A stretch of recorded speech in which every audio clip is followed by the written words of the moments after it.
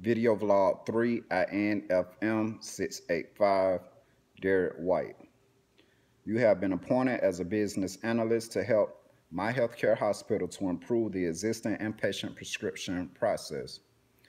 Video record your recommendation on what models you will use for elicitation, analysis, and specification of the user requirements with justification for each of the models and why you recommended them.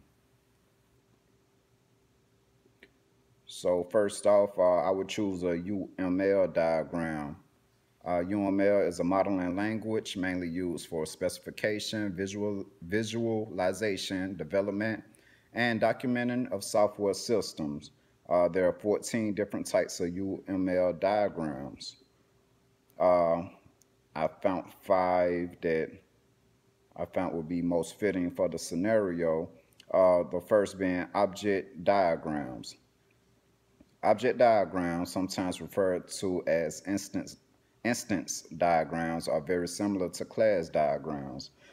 In this case, it shows the objects, it shows the functions that are affiliated with those objects and the relationships between those objects. So in this case, a doctor would be an object, a nurse, pharmacy, and a patient. So there will be 4 objects. It would show all of the functions that are within those objects and how they are all related to one another. Next would be a package diagram. As the name suggests, a package diagram shows the dependencies between different packages in the system. So instead of objects, they would be called packages. It seems as if it is similar to an object diagram, which I just described. So in this case, the physician would be a package with some of the functions in that package would be diagnosing, inputting orders, and pharmacy would be another package. It would be receiving orders and filling the prescription. So it would show how they are dependent, how pharmacy is dependent upon a doctor to form a relationship between the diagrams, between the two entities rather. Next would be a use case diagram.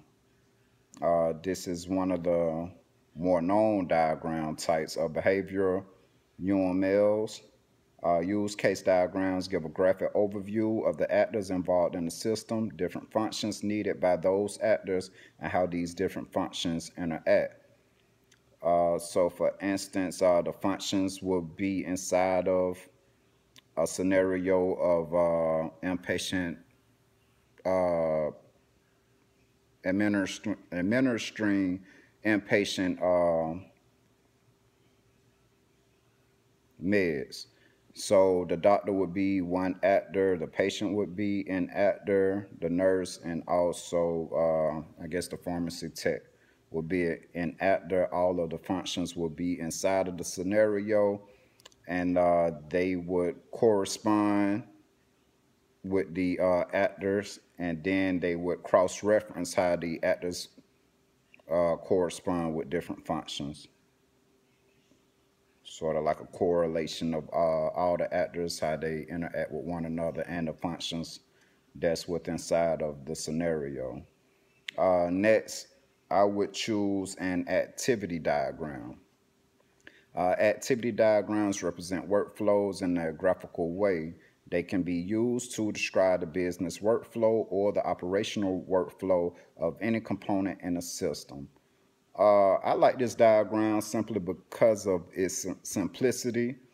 So for instance, it would show maybe the doctor inputting the order. It would show pharmacy receiving that order, doing what they do down in the pharmacy department to gather the meds, count the dosage. It would show someone from the pharmacy department delivering the meds to the ward. It would show the activity of the nurse signing off on those meds. It would show the pharmacy person getting a receipt. It would show the nurse then administering those meds that were ordered by the doctor to the subject, to the patient.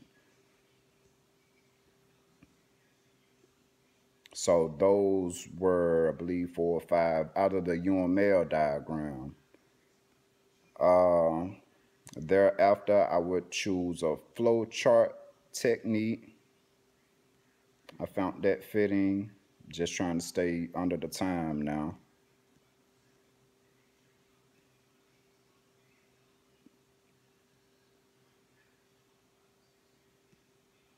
And I contemplated simulation, however, I wasn't sure if it was fitting. So I will bring that up in class to see if